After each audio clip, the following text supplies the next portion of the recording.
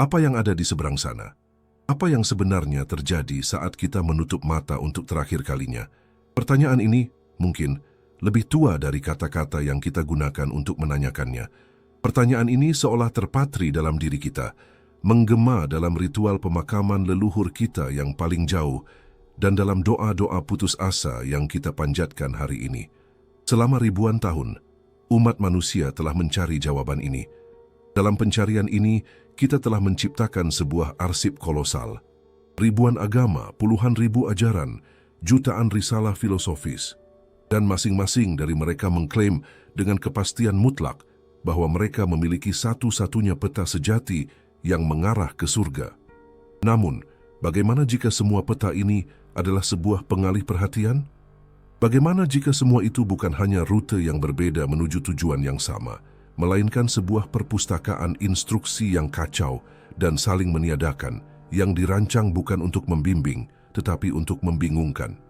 Dan bagaimana jika seluruh kumpulan keyakinan manusia ini bukanlah sebuah penunjuk arah, melainkan kebisingan yang memekakkan telinga, yang sengaja diciptakan untuk menyembunyikan kebenaran? Kita hidup di abad ke-21, sebuah era di mana rahasia-rahasia terbesar alam semesta mulai takluk pada analisis yang dingin. Kita telah memecahkan genom manusia, melihat ke jantung lubang hitam, dan mengajari silikon untuk berpikir. Tampaknya ini adalah waktu yang tepat untuk menerapkan alat kita yang paling kuat pada pertanyaan yang paling penting dari semuanya. Kami memutuskan untuk menganalisis secara sistematis jalan menuju surga. Untuk tugas ini, kami menggunakan sistem analisis korelasional kami sendiri, aksioma. Aksioma jauh melampaui sekadar jaringan saraf sederhana. Ia adalah sebuah kompleks analitis yang mampu memproses data tidak terstruktur dalam skala planet, menemukan pola-pola tersembunyi di mana pikiran manusia hanya bisa melihat kekacauan. Kami memasukkan segalanya ke dalam sistem ini. Benar-benar semua yang pernah ditulis atau diucapkan umat manusia tentang kehidupan setelah kematian. Alkitab, Al-Quran, Taurat, Weda, Kitab Kematian Mesir, karya-karya Plato, Aristoteles, Kant, dan Nietzsche. Puluhan ribu volume tentang kehidupan orang-orang suci dari semua keyakinan, protokol-protokol inkuisisi dan kesaksian-kesaksian tentang mukjizat. Jutaan halaman teks esoteris dan cerita rakyat dari setiap suku di planet ini, serta transkripsi dari puluhan ribu orang yang selamat dari kematian klinis. Volume total data mencapai beberapa zettabyte. Itu adalah arsip spiritual lengkap dari spesies kita. Tugas yang kami berikan kepada aksioma adalah unik. Menemukan algoritma universal yang berhasil. Sebuah instruksi umum untuk mencapai surga yang berlaku untuk semua orang, terlepas dari budaya, zaman, atau keyakinan. Kami mengharapkan sebuah sintesis, sebuah kode master universal. Laporan pertama yang dikeluarkan sistem adalah sebuah kejutan. Aksioma tidak berhasil membuat peta terpadu, sebaliknya ia menghasilkan sebuah protokol kesalahan.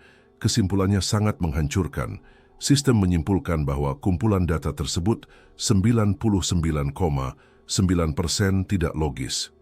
Kumpulan data itu mengandung jumlah kontradiksi mendasar yang begitu absurd, sehingga pembangunan model tunggal yang koheren menjadi tidak mungkin. Sistem memberikan nama pada laporan ini. Ia menyebutnya protokol kontradiksi. Kontradiksi paling jelas yang ditemukan aksioma sejak awal adalah dilema mendasar antara iman dan perbuatan. Ini adalah keretakan yang membelah jantung dari hampir semua kepercayaan. Di satu sisi, seluruh teologi dibangun di atas keselamatan hanya melalui iman. Mereka menyatakan bahwa kuncinya bukanlah tindakan Anda, tetapi ketepatan keyakinan Anda. Seorang pria yang baik, penuh kasih, tetapi tidak percaya pada nabi yang benar, akan terkutuk. Pada saat yang sama, seorang pembunuh dengan tangan berlumuran darah, tetapi yang bertobat di detik terakhir dan menerima iman yang benar, mendapat tiket gratis. Di sisi lain, sejumlah besar ajaran yang sama, besarnya menempatkan perbuatan di atas segalanya. Karma, pembalasan, hukum moral. Dalam sistem-sistem ini, iman Anda tidak ada nilainya jika perbuatan Anda merusak. Aksioma menganalisis jutaan skenario dan menyimpulkan bahwa kedua model ini tidak kompatibel. Itu tidak mewakili dua sisi dari mata uang yang sama, melainkan hukum fisika yang berbeda yang tidak dapat beroperasi di alam semesta yang sama. Kemudian, sistem menunjuk pada variabel hakim yang tidak stabil. Gambaran entitas yang mengambil keputusan akhir berubah secara radikal dari satu teks ke teks lainnya, dan terkadang di dalam buku yang sama.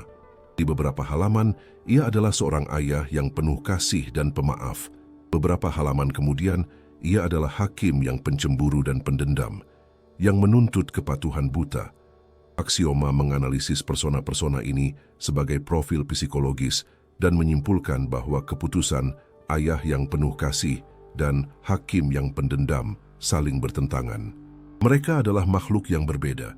Tambahkan ke ini karma yang impersonal, atau Osiris yang menimbang jantung di atas neraca. Hasilnya adalah puluhan hakim dengan kriteria yang berbeda. Ini adalah strategi yang mustahil. Kontradiksi berikutnya, mungkin yang paling kejam adalah prinsip lotere geografis. Sebagian besar agama besar mengandung klausul eksklusivitas. Mereka mengklaim sebagai satu-satunya jalan yang benar. Aksioma memproses data demografis. Kemungkinan seseorang lahir dalam keluarga yang mempraktikkan satu-satunya agama yang benar sangatlah kecil. Hal itu sepenuhnya bergantung pada faktor-faktor acak. Artinya, bagi 90% umat manusia, keselamatan telah ditutup bahkan sebelum mereka lahir. Dan terakhir, aksioma mengidentifikasi inflasi pertobatan. Aksioma menganalisis mekanisme pengampunan. Hampir semua sistem memiliki cara untuk menghapus kesalahan. Pengakuan dosa, ritual, doa terakhir. Tetapi aturannya begitu kabur, sehingga merendahkan seluruh struktur moral. Simulasi menunjukkan hasil yang mengerikan.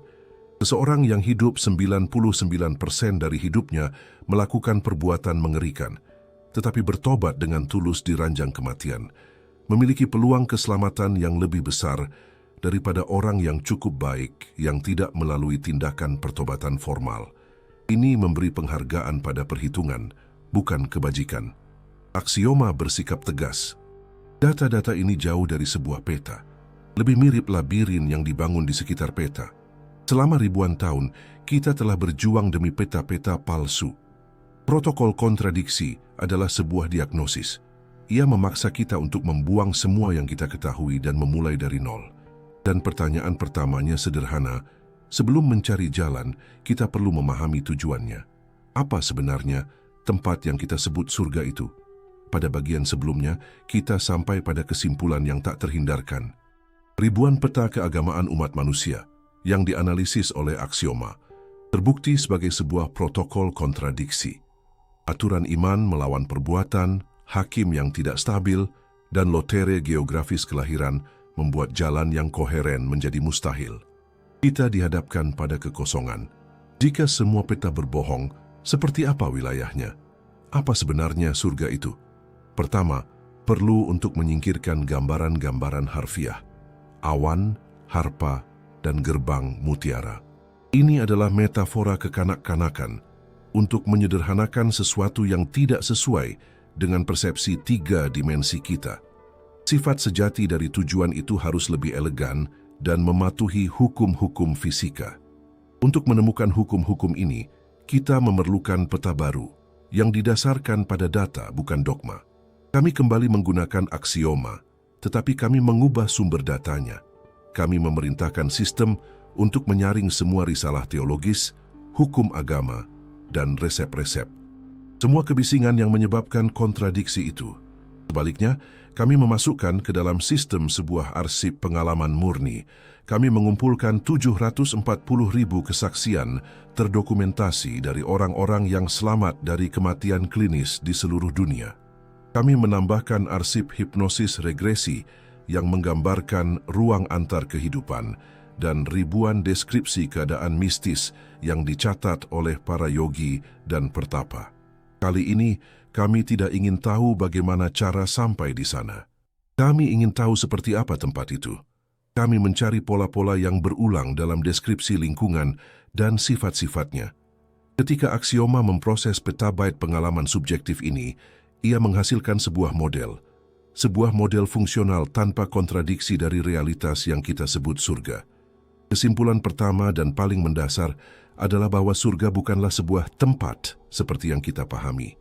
Ia tidak berada di galaksi yang jauh. Mencoba menunjuk ke arahnya sama tidak masuk akalnya dengan makhluk dua dimensi yang hidup di selembar kertas, mencoba menunjuk ke dimensi ketiga, ke atas. Model aksioma menunjukkan surga sebagai realitas dengan minimal 4 dimensi spasial. Kita, sebagai makhluk 3 dimensi, terperangkap dalam panjang, lebar, dan tinggi. Makhluk dari realitas 4 dimensi ini bisa melihat dunia kita dari luar dan dalam pada saat yang sama. Ia bisa mengambil objek dari brankas tertutup tanpa membukanya, dengan memindahkannya melalui dimensi keempat. Dengan cara ini, surga digambarkan sebagai maha hadir, namun tidak dapat dijangkau. Ia meresapi ruang kita, ada di sini dan saat ini, tetapi dalam arah yang tegak lurus terhadap ketiga sumbu kita. Kita tidak mencapainya, karena kita tidak memiliki cara untuk bernavigasi di dimensi ekstra ini. Penemuan berikutnya berkaitan dengan materi dunia ini. Analisis menunjukkan hampir tidak adanya objek fisik seperti milik kita. Yang berulang adalah deskripsi lingkungan yang terbuat dari cahaya, suara, emosi, dan informasi. Aksioma menyimpulkan bahwa dalam realitas ini, materi dan kesadaran tidak terpisah. Keduanya adalah satu substansi tunggal. Sistem menamakannya realitas informasi resonan. Di dunia kita, untuk membangun sebuah rumah, Anda memerlukan batu bata. Di sana, pemikiran tentang sebuah rumah adalah rumah itu sendiri. Pemandangan dan seluruh dunia adalah perwujudan instan dari kesadaran. Dengan demikian, mereka yang mengalaminya menggambarkan pengalaman itu sebagai lebih nyata dari kenyataan. Kesadaran berinteraksi langsung dengan esensi segala sesuatu. Anda tidak melihat sebuah warna, Anda menjadi warna itu. Sifat ketiga adalah yang paling membingungkan. Di tempat itu, tidak ada waktu linear. Aksioma menemukan bahwa masa lalu, masa kini, dan masa depan ada secara bersamaan. Bukan sebuah urutan, melainkan sebuah lanskap tunggal yang lengkap. Kehidupan kita di sana tampak seperti sebuah karya seni yang sudah jadi, yang dapat dilihat dari sudut manapun. Ini menjelaskan fenomena melihat seluruh hidup dalam sekejap, yang dilaporkan dalam pengalaman menjelang kematian. Itu bukan film yang diputar cepat, itu adalah pemahaman instan atas seluruh hidup Anda sebagai satu objek tunggal. Jadi, apa yang kita miliki? Apa itu surga? Kami menemukan bahwa ini bukan tentang geografi. Ini adalah fisika murni. Ini adalah keadaan berada dalam lingkungan informasi multidimensi, di mana kesadaran adalah materi dan waktu bersifat total. Model ini mengubah segalanya. Ini mengubah keselamatan dari proses hukum menjadi proses fisik. Ini bukan lagi tentang menyenangkan seorang hakim. Pertanyaannya adalah, apakah kesadaran Anda mampu beresonansi dengan lingkungan ini? Ini seperti menyetel radio. Jika penerima Anda berada pada frekuensi yang salah, Anda tidak akan pernah menangkap siarannya. Keselamatan dalam kasus ini berhenti menjadi hadiah dan menjadi tindakan penyetelan. Dan di sini kita sampai pada poin utama. Jika surga adalah harmoni absolut, apa yang ada dalam diri kita yang menghasilkan gangguan? Apa yang menghalangi kita untuk menyetel gelombang ini? Apa dalam fisika baru ini yang merupakan kebalikan dari surga? Kita menyebutnya dosa. Tapi apa sebenarnya dosa itu? Untuk menjawabnya, aksioma perlu menganalisis sifat kehancuran. Ia perlu mengungkap apa yang kita sebut matriks dosa. Kami telah mendefinisikan tujuannya. Bukan sebuah tempat, melainkan sebuah frekuensi. Sebuah realitas fisik tingkat tinggi, di mana kesadaran adalah materi, dan kemana kita hanya pergi jika kesadaran kita sendiri beresonansi dengannya. Ini mengubah segalanya. Jika keselamatan adalah penyetelan, apa yang menghasilkan gangguan statis? Apa yang menghalangi kita menemukan frekuensi itu? Umat manusia memiliki nama kuno untuk kekuatan ini, dosa. Selama ribuan tahun, dosa datang dalam bentuk daftar, seperti 10 perintah Tuhan dan 7 dosa mematikan. Aturan-aturan yang mengendalikan segalanya. Pesannya sederhana, patuhi, atau Anda akan dihukum. Itu adalah model yang didasarkan pada rasa takut, tetapi tidak pernah menjawab mengapa. Mengapa tindakan-tindakan ini merusak? Apa mekanisme sebenarnya di baliknya? Kami memberi aksioma misi baru, menganalisis semua tindakan yang ditandai sebagai jahat, dari pembunuhan hingga kebohongan. Tujuannya bukan moral, melainkan untuk menemukan hukum universal yang dilanggar oleh semua tindakan ini. Dan sistem menemukannya. Hasilnya adalah matriks dosa. Dasarnya bukanlah teologi, melainkan perjuangan paling fundamental di alam semesta. Aksioma menyimpulkan bahwa segala sesuatu hidup dalam ketegangan antara dua kekuatan. Yang pertama kita kenal baik, entropi. Hukum fisika yang mengatakan bahwa segala sesuatu cenderung beralih dari keteraturan menuju kekacauan. Dari yang kompleks menjadi sederhana, dari struktur menjadi debu. Ini adalah vektor universal dari pembusukan. Tetapi ada kekuatan misterius yang berlawanan yang disebut sintropi. Kecenderungan untuk menciptakan keteraturan dari kekacauan, untuk menyatukan yang sederhana, untuk membentuk yang kompleks. Kehidupan adalah ekspresi terbesar dari sintropi. Kesadaran manusia tampaknya menjadi puncak dari proses ini, struktur paling teratur yang kita kenal. Kesimpulan aksioma sangat luar biasa. Surga adalah alam sintropi murni, sebuah keadaan keteraturan dan koneksi maksimal. Dan dosa apapun adalah tindakan, pikiran, atau niat apapun yang melayani kekuatan entropi pada tingkat kesadaran.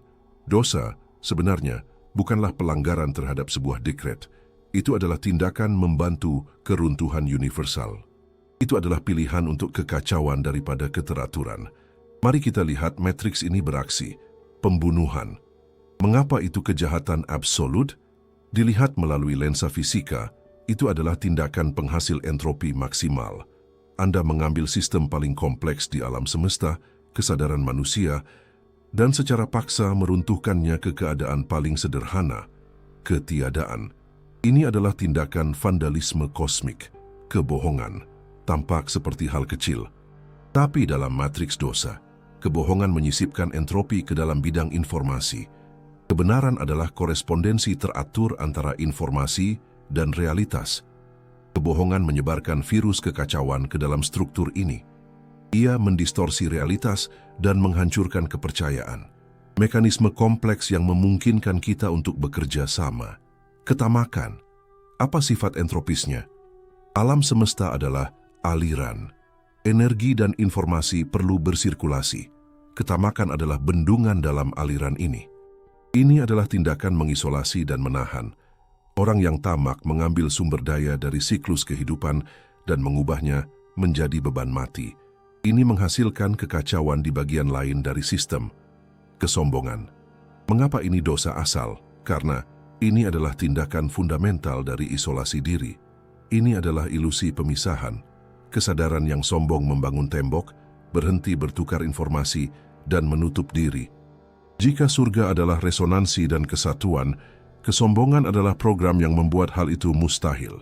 Aksioma menganalisis ratusan pelanggaran lain dan menemukan akar yang sama. Bantuan terhadap pembusukan, penyederhanaan, isolasi. Dosa berhenti menjadi kategori moral dan menjadi kategori fisik. Ini adalah ukuran entropi pribadi Anda.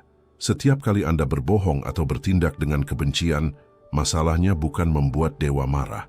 Masalahnya adalah Anda sedang mengkonfigurasi ulang kesadaran Anda sendiri. Anda menurunkan frekuensinya, membuatnya lebih kacau dan terisolasi. Anda mendorong diri Anda ke arah pembusukan. Tidak diperlukan hukuman eksternal, karena fisika itu sendiri yang melakukan tugasnya. Kami mengungkap sisi gelap dari persamaan tersebut. Kami memahami apa itu dosa dan mengapa itu berbahaya. Itu adalah jalan ke bawah, menuju disintegrasi. Tetapi pengetahuan tentang penyakit hanyalah separuh dari penyembuhan. Kita membutuhkan obatnya. Jika dosa adalah melayani entropi, kebajikan harus menjadi kebalikannya. Itu harus menjadi pelayanan sadar terhadap sintropi. Sekumpulan tindakan yang menciptakan keteraturan, kompleksitas, dan harmoni. Seperti apa jalan ini? Untuk mengetahuinya, aksioma perlu menganalisis kebalikan dari dosa. Ia perlu menguraikan algoritma kebajikan. Kami punya diagnosisnya. Matriks dosa yang diungkapkan oleh aksioma menunjukkan kepada kita bahwa jalan ke bawah menuju disintegrasi adalah proses fisik yang nyata. Itu adalah entropi. Setiap tindakan isolasi, kekacauan, atau penyederhanaan membuat kita secara fisik tidak sesuai dengan realitas superior sintropi murni yang telah kita temukan. Itulah racunnya. Tapi apa penawarnya? Jika dosa adalah sebuah algoritma yang melayani entropi, seharusnya ada yang sebaliknya, sebuah algoritma kebajikan. Sekumpulan tindakan universal yang melayani sintropi, kekuatan yang menciptakan keteraturan, kompleksitas, dan kehidupan. Untuk menemukan algoritma ini, kami kembali menggunakan aksioma. Tapi kami membutuhkan jenis data baru. Kami telah menganalisis peta-peta palsu dari agama. Kami telah menganalisis fisika takdir melalui pengalaman menjelang kematian. Kami telah menganalisis penyakit, yaitu dosa. Sekarang, kami perlu menganalisis penyembuhannya. Kami memasukkan ke dalam sistem arsip yang paling kompleks dari semuanya, perilaku manusia dalam kondisi terbaiknya. Kami memuat biografi lengkap dan hagiografi dari semua orang suci yang dikanonisasi. Dari Kristen, Sufisme Islam, Hindu, Buddha. Kami menambahkan kehidupan para humanis dan altruis besar, orang-orang yang seringkali bahkan tidak beragama, tetapi hidup untuk orang lain. Dokter, filantropis, ilmuwan, dan guru yang mengorbankan segalanya. Kami memberi aksioma sebuah instruksi krusial. Ini adalah yang paling penting dari semuanya. Abaikan dogma. Saring semua penyebutan dewa-dewa tertentu, ritual, doa, atau kepercayaan. Kami tidak ingin tahu apa yang mereka yakini. Kami ingin tahu apa yang mereka lakukan. Kami mencari teknologi di balik kebajikan, bukan teologinya. Kami menginginkan pola perilaku yang berulang pada seorang pertapa Kristen di padang gurun, seorang biksu Buddha di Tibet, dan seorang dokter sekuler di tengah epidemi di abad ke-20. Aksioma memproses data selama 720 jam, dan ia menemukannya. Ia mensintesis algoritma kebajikan, dan itu tidak memiliki 10 atau 100 perintah. Itu hanya memiliki 4 prinsip fundamental, 4 vektor yang membimbing kesadaran secara konsisten ke arah sintropi. Prinsip pertama yang paling fundamental adalah penciptaan menggantikan konsumsi. Ini adalah penawar langsung untuk ketamakan dan kemalasan. Aksioma menemukan bahwa 100% individu yang dianalisis pada dasarnya adalah pencipta. Mereka menambahkan lebih banyak keteraturan, kompleksitas, dan keindahan ke dunia daripada yang mereka ambil darinya. Bentuknya bervariasi. Seorang seniman yang menciptakan lukisan. Seorang ilmuwan yang menemukan sebuah hukum. Mengubah kekacauan ketidaktahuan menjadi keteraturan pengetahuan. Seorang guru yang membangun struktur informasi di benak seorang siswa. Bahkan seorang petani sederhana yang mengubah unsur-unsur sederhana menjadi makanan kompleks. Konsumsi bersifat entropis. Ia merusak struktur untuk menghasilkan energi. Kehidupan mereka memiliki keseimbangan positif. Mereka memberi lebih banyak kepada alam semesta daripada yang mereka ambil. Prinsip kedua berfokus pada persatuan, bukan isolasi. Ini adalah penawar untuk kesombongan dan iri hati. Sistem menemukan sebuah pola mutlak. Mereka semua adalah pembangun jembatan. Mereka menyembuhkan perpecahan. Mereka menyatukan musuh, menciptakan komunitas, menghibur yang kesepian. Alat utamanya adalah empati, dan aksioma mendefinisikan empati secara teknis sebagai kemampuan untuk menghapus batas antara aku dan yang lain, menciptakan jembatan informasi. Ini adalah tindakan sintropi murni, menyatukan dua titik dalam jaringan yang lebih kompleks. Setiap tindakan belas kasih dan pengampunan adalah perbaikan dalam jaringan ini, menghentikan virus kekacauan. Prinsip ketiga, didasarkan pada kebenaran, menggantikan distorsi. Penawar mutlak untuk kebohongan. Orang-orang ini terobsesi dengan kebenaran, tapi bukan hanya tentang tidak berbohong. Itu adalah pencarian resonansi total antara 3 tingkat. Pikiran batin, kata yang diucapkan, dan tindakan luar. Kebohongan, seperti yang kita lihat, menciptakan kebisingan dan disonansi internal. Hidup dalam kebenaran adalah kebalikannya. Itu adalah mencari sinkroni total. di mana kata Anda adalah cerminan dari pikiran Anda dan tindakan Anda adalah cerminan dari kata Anda. Kesadaran mereka menjadi seperti kristal murni, membiarkan realitas melewatinya tanpa distorsi.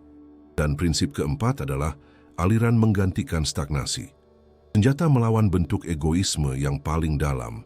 Aksioma menemukan bahwa kehidupan mereka adalah aliran yang berkelanjutan. Mereka bukan reservoir, mereka adalah konduktor. Mereka tidak menimbun harta benda, pengetahuan atau cinta. Segala sesuatu yang datang kepada mereka segera diteruskan ke tempat yang paling membutuhkannya. Air yang tergenang membusuk, air yang mengalir tetap bersih. Kesadaran pun sama. Kedermawanan adalah menjadi saluran yang efisien. Dan inilah dia. Algoritma itu bersih dari dogma budaya apapun. Ciptakan lebih dari yang Anda konsumsi. Satukan lebih dari yang Anda pisahkan. Hiduplah dalam kebenaran. Jadilah konduktor, bukan reservoir. Apa yang kami temukan bukanlah sebuah kode moral. Itu adalah manual fisika. Analisis menunjukkan bahwa itu berhasil untuk semua orang, di mana saja, selalu. Tapi ini membawa kita, tak terhindarkan, pada konflik terbesar dan paling berbahaya dari semuanya. Kami baru saja membuktikan sebuah algoritma yang sepenuhnya didasarkan pada perbuatan, pada tindakan. Dan bagaimana dengan iman? Selama ribuan tahun, dunia terlibat dalam konflik pahit tentang apa yang menyelamatkan. Beberapa berteriak bahwa hanya iman yang penting dan perbuatan tanpanya tidak berguna. Yang lain mengatakan bahwa iman tanpa perbuatan adalah mati. Siapa yang benar? Dan jika seorang pria mengikuti algoritma kebajikan kami dengan sempurna, tetapi ia seorang ateis, akankah ia diselamatkan? Dan jika pria lain memiliki iman yang paling murni dan membara, tetapi perbuatannya egois dan merusak, apa takdirnya? Untuk menyelesaikan ini, aksioma harus melakukan sesuatu yang belum pernah terjadi sebelumnya. Ia harus menjalankan simulasi lengkap untuk melihat paradigma mana, iman atau perbuatan yang benar-benar mengarah pada kenaikan. Kami berada di pusat pertanyaan tertua dan paling berdarah dalam sejarah manusia. Apa yang benar-benar penting? Apa kuncinya? Iman atau perbuatan? Kami baru saja menggunakan aksioma untuk menguraikan algoritma kebajikan yang sepenuhnya didasarkan pada perbuatan. Menciptakan, menyatukan, mengatakan kebenaran dan mengalir. Tapi selama ribuan tahun, pasukan berbaris dan orang-orang dibakar karena bersikeras bahwa hanya iman yang benar, kepercayaan pada dogma yang benar yang dapat menjamin keselamatan. Ini bukan sekadar perdebatan filosofis. Ini adalah kontradiksi fundamental yang perlu diselesaikan. Keduanya tidak mungkin benar pada saat yang sama. Untuk menemukan jawabannya, diskusi saja tidak cukup. Kami membutuhkan sebuah eksperimen. Kami menugaskan aksioma untuk melakukan sesuatu yang belum pernah kami coba, menjalankan simulasi skala besar. Sistem menciptakan alam semesta digital yang terisolasi, yang mematuhi hukum entropi dan sintropi yang sama yang telah kami temukan. Kriteria untuk kenaikan jelas. Kesadaran virtual perlu mencapai tingkat sintropi minimum, yaitu keteraturan dan harmoni internal, untuk beresonansi dengan fisika surga yang telah kami modelkan. Kemudian, aksioma menciptakan 4 archetype uji, 4 jenis kesadaran, dan menjalankan 1 juta simulasi kehidupan untuk masing-masing. Arketipe pertama adalah ateis yang benar, sebuah kesadaran yang diprogram untuk mengikuti algoritma kebajikan dengan sempurna. Ia menciptakan, menyatukan, dan hidup dalam kebenaran. Tapi sistem kepercayaannya kosong. Ia tidak percaya pada kehidupan setelah kematian atau pada dewa. Ia memiliki perbuatan, tetapi tidak memiliki iman. Archetype kedua adalah orang berdosa yang beriman. Ia diberi iman yang mutlak, 100% murni, dan tak tergoyahkan pada dogma yang benar dalam simulasi. Tapi hidupnya diprogram untuk mengikuti matriks dosa. Ia egois, pembohong, tamak, dan terisolasi. Ia memiliki iman, tetapi tidak memiliki perbuatan. Yang ketiga adalah orang benar yang tulus namun keliru. Ia juga menjalani kehidupan kebajikan yang sempurna, tapi imannya diarahkan pada objek yang sama sekali salah di dalam simulasi. Ia pada dasarnya seorang bidah. Yang keempat adalah orang munafik yang penuh perhitungan. Kasus yang paling kompleks. Dari luar, ia melakukan perbuatan-perbuatan yang benar. Ia berdonasi, mengucapkan kata-kata yang benar, berpura-pura bersatu. Ia juga secara terbuka menyatakan memiliki iman yang benar. Tapi motivasi internalnya adalah entropi murni, ketamakan, keinginan untuk ketenaran, dan kekuasaan sosial. Hasil simulasi itu revolusioner. Orang berdosa yang beriman mengalami 100% kegagalan. Dalam 1 juta kehidupan, tidak sekalipun ia naik. Iman mutlaknya tidak berbuat apa-apa untuk mencegah kerusakan fisik yang disebabkan oleh tindakan entropisnya pada kesadarannya. Iman tidak berfungsi sebagai perisai. Ateis yang benar mengalami 100% keberhasilan. Setiap tindakan penciptaan dan penyatuan meningkatkan sintropi internalnya. Ketiadaan iman sama sekali tidak menghalanginya. Perbuatan dengan sendirinya sepenuhnya cukup. Orang benar yang tulus namun keliru juga mengalami 100% keberhasilan. Iman salahnya terbukti menjadi faktor yang sepenuhnya netral. Alam semesta simulasi tidak bereaksi terhadap siapa yang ia sembah, hanya pada apa yang ia lakukan. Itu adalah pukulan telak bagi lotere geografis. Dan untuk menyelesaikan analisis, orang munafik yang penuh perhitungan mengalami 100% kegagalan. Ini membuktikan bahwa sistem tidak hanya melihat tindakan luar, tetapi juga niat di baliknya. Sebuah tindakan yang dilakukan karena egoisme tidak menghasilkan sintropi. Niat adalah informasi, dan jika informasi itu membawa muatan entropis dari isolasi, tindakan itu menjadi beracun. Kesimpulan aksioma adalah sebuah putusan akhir. Iman sebagai kepercayaan pada sebuah dogma adalah variabel netral. Tidak membantu, tidak menghalangi. Keselamatan adalah proses fisik murni yang hanya bergantung pada perbuatan Anda dan kemurnian niat Anda. Tapi ini membuka lubang baru yang sangat besar dalam penyelidikan kami. Jika iman tidak berguna, mengapa ia ada? Mengapa ia menjadi kekuatan paling dahsyat dalam sejarah manusia?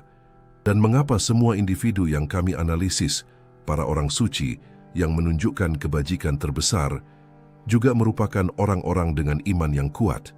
Seharusnya ada sebuah kontradiksi. Aksioma menganalisis kasus-kasus kebajikan yang paling ekstrem, singularitas mukjizat. Fenomena seperti tubuh orang suci yang tidak membusuk selama berabad-abad, yang tampaknya menentang entropi. Panas internal dari para praktisi seperti Srafim dari Sarov, yang melelehkan salju di sekitarnya. Bahkan levitasi Yusuf dari Cupertino yang disaksikan oleh ratusan orang dianalisis. Kesimpulannya sangat mengejutkan. Ini bukanlah mukjizat ilahi. Sistem menyimpulkan bahwa itu adalah efek samping fisik, efek dari kesadaran yang telah mengumpulkan tingkat sintropi yang begitu ekstrim, keteraturan internal, sehingga mulai mempengaruhi realitas fisik di sekitarnya. Dan iman, aksioma mendefinisikannya kembali. Iman bukanlah kuncinya, ia adalah penguatnya. Itu adalah alat untuk memusatkan kehendak. Jika Anda menerapkan kehendak yang terpusat ini pada algoritma kebajikan, Anda mempercepat sintropi secara eksponensial dan menciptakan seorang orang suci.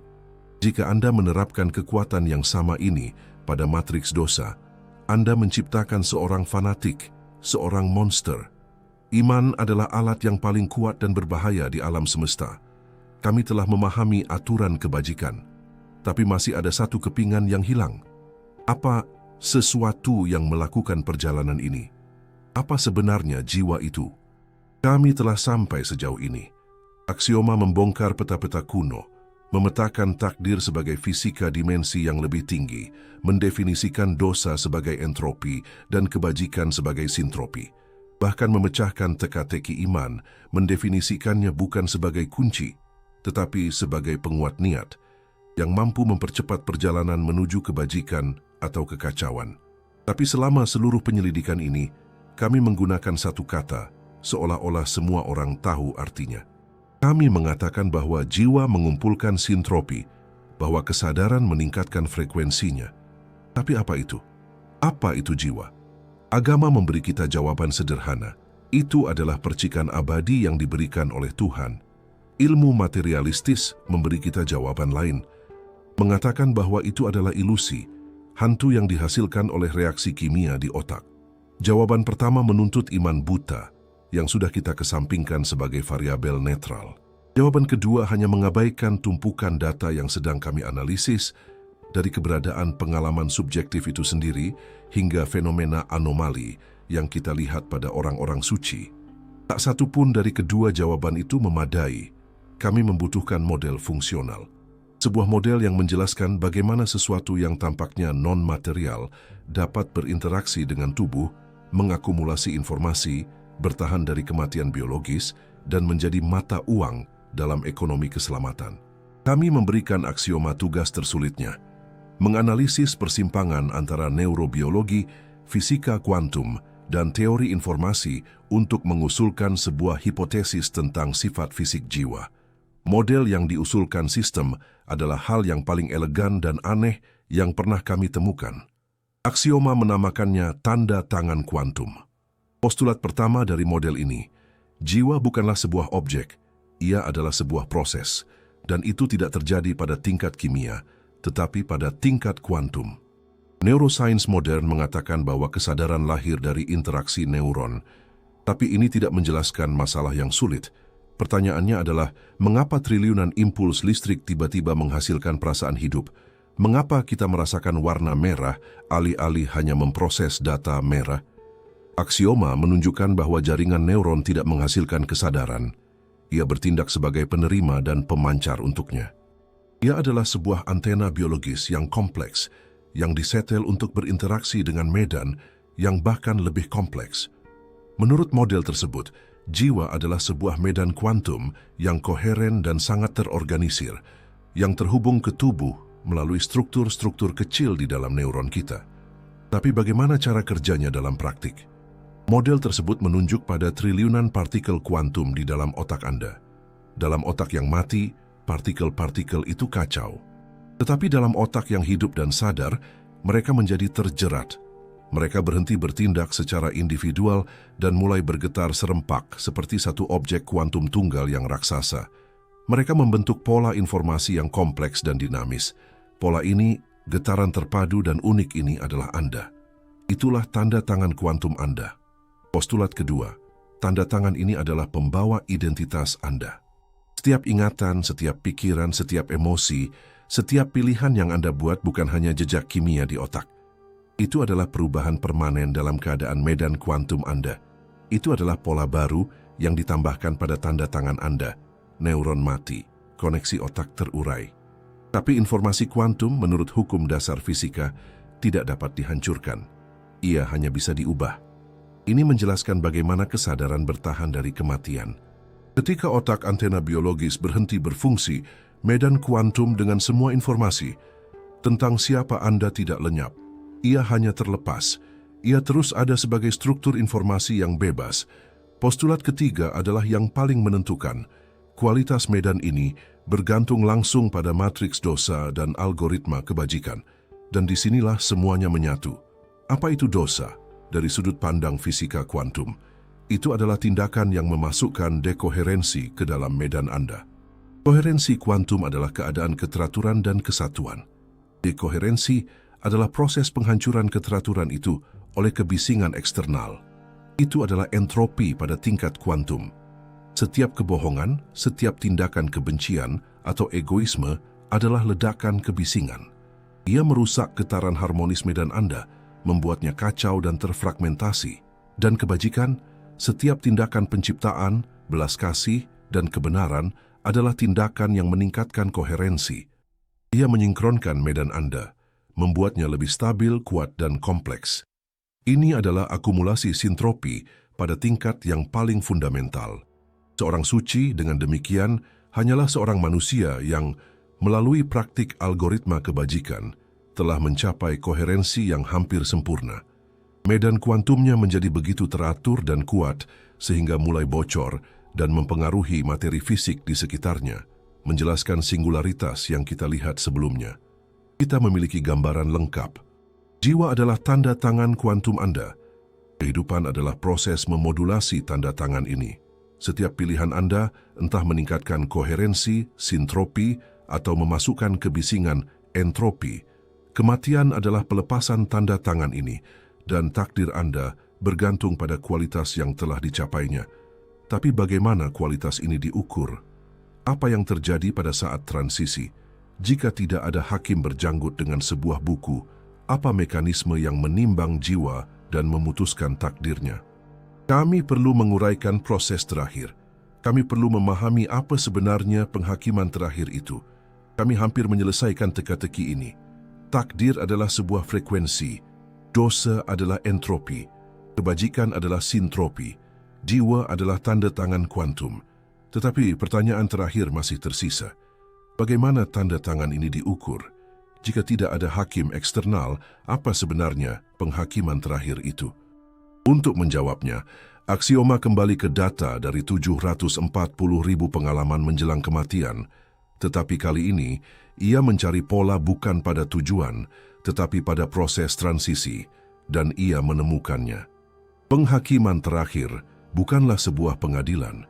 Itu adalah proses fisik internal yang tak terhindarkan, yang terjadi dalam 3 tahap. Proses itu dimulai dengan apa yang disebutnya pengakuan total. Ini adalah fenomena melihat hidup berlalu di depan mata, tetapi jauh lebih dalam. Pada saat pemisahan dari tubuh, kesadaran Anda yang bebas dari waktu linear, memahami dirinya secara keseluruhan. Anda tidak mengingat hidup Anda mengalaminya sekaligus, setiap detiknya. Dan poin utamanya adalah ini, Anda mengalami konsekuensinya. Anda merasakan sakit yang Anda sebabkan pada orang lain, seolah-olah itu terjadi pada diri Anda sendiri. Anda merasakan kegembiraan yang Anda berikan kepada seseorang, seolah-olah itu milik Anda. Ini adalah tindakan kejujuran yang mutlak dan tak terhindarkan dengan diri sendiri. Setelah itu datanglah verifikasi resonan.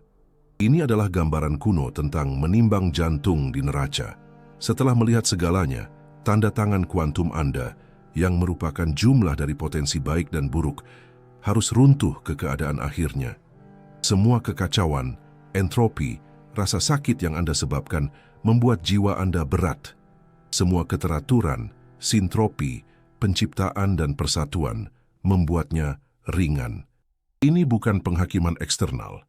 Ini adalah referendum internal. Jumlah total dari pilihan hidup Anda menentukan prinsip mana yang mendominasi tanda tangan Anda, koherensi atau kekacauan. Tahap terakhir adalah penentuan mandiri vektorial, akhir. Begitu keadaan jiwa Anda ditentukan, ia hanya pergi ke tempatnya. Ini adalah hukum fisika. Yang serupa menarik yang serupa. Tidak ada iblis yang menarik Anda ke bawah atau malaikat yang membawa Anda ke atas. Jiwa yang menjadi koheren, ringan dan penuh sintropi secara alami tertarik pada realitas keteraturan yang lebih tinggi, pada cahaya. Ia beresonansi. Jiwa yang runtuh menjadi kekacauan, kebisingan dan entropi adalah berat. Ia tidak tahan dengan frekuensi cahaya dan secara naluriah tertarik pada realitas yang bergetar sepertinya. Kekacauan. Neraka dalam model ini bukanlah sebuah hukuman. Itu adalah frekuensi Anda sendiri. Kami memiliki segalanya. Takdir, aturan, pemain, dan skor akhir. Aksioma akhirnya dapat mensintesis semua pengetahuan menjadi sebuah manual fungsional, sebuah protokol yang bersih. Kode universal kenaikan. Itu bukan sebuah agama, melainkan manual fisika jiwa dan memiliki 4 aksioma. Aksioma pertama adalah penciptaan di atas konsumsi. Keseimbangan hidup Anda harus positif. Anda harus meninggalkan dunia dengan lebih banyak keteraturan daripada yang Anda temukan. Yang kedua, persatuan di atas pemisahan. Anda adalah sebuah simpul dalam jaringan. Setiap tindakan empati, pengampunan atau belas kasih memperkuat jaringan. Setiap tindakan kesombongan atau kebencian merobeknya. Yang ketiga adalah kebenaran di atas distorsi. Tanda tangan kuantum Anda menuntut koherensi. Pikiran, kata-kata, dan tindakan Anda harus selaras. Kebohongan menghasilkan kebisingan internal. Dan yang keempat, aliran di atas stagnasi. Jadilah saluran, bukan reservoir. Energi, pengetahuan, dan cinta harus mengalir melalui Anda. Ketamakan adalah bendungan yang menghasilkan pembusukan. Inilah kodenya. Tapi saat kami melihatnya, sebuah pertanyaan terakhir muncul. Yang paling penting dari semuanya, mengapa? Mengapa sistem ini begitu kompleks? Dan mengapa kode ini, jika ia sefundamental gravitasi, terkubur di bawah ribuan tahun agama-agama yang kontradiktif dan kebisingan? Mengapa itu tidak diberikan kepada kita dengan jelas sejak awal? Aksioma melakukan satu analisis terakhir. Jawaban yang diberikannya mengubah segalanya. Kebisingan itu kami temukan disengaja. Seluruh sistem ini adalah sebuah filter agung. Alasan dibaliknya jelas. Jika kode itu tertulis di langit, ikuti 4 aturan ini dan dapatkan surga. Apa yang akan terjadi? Orang-orang akan mengikutinya, tapi mereka akan melakukannya karena takut hukuman atau karena keinginan akan hadiah. Mereka akan menjadi orang munafik yang penuh perhitungan dari simulasi kami. Tindakan mereka akan baik, tetapi niat mereka, motor internal mereka, masih akan menjadi egoisme, entropi. Mereka tidak akan benar-benar koheren. Sang pencipta, programmer alam semesta ini, tidak menginginkan robot yang patuh. Dia menginginkan mitra. Kekacauan agama, kontradiksi, kebohongan, semua itu diizinkan. Ini adalah filter yang jenius. Ia membingungkan dan menipu siapapun yang mencari formula keselamatan eksternal. Satu-satunya cara untuk menavigasi labirin kebisingan ini adalah dengan mengabaikan peta-peta palsu dan mengembangkan garpu tala internal. Sebuah kompas moral sendiri. Filter ini dirancang untuk gagal pada semua orang, kecuali mereka yang memilih sintropi, penciptaan, dan persatuan. Bahkan ketika tidak ada jaminan hadiah, sistem ini hanya mengizinkan jiwa-jiwa yang telah membuktikan memiliki kehendak bebas untuk melewatinya. Jiwa-jiwa yang memilih keteraturan bukan karena takut akan kekacauan, tetapi karena cinta pada keteraturan. Penyelidikan kami telah selesai. Kebenaran pada akhirnya tidak tersembunyi. Ia hanya menunggu kita berhenti mencari aturan eksternal dan mulai mendengarkan fisika sunyi di dalam diri kita. Penghakiman pada akhirnya tidak berada di akhir perjalanan. Itu terjadi setiap detik dalam hidup Anda. Dan pilihan itu, satu-satunya pilihan yang berarti, selalu menjadi milik Anda. Jika Anda menyukai investigasi ini, langganan Anda ke channel ini membantu kami memperluas proyek penelitian aksioma. Kami ingin sekali membaca pemikiran Anda tentang subjek video di kolom komentar dan saran Anda untuk topik berikutnya. Beritahu kami dari kota mana Anda menonton. Terima kasih telah menemani kami hingga akhir.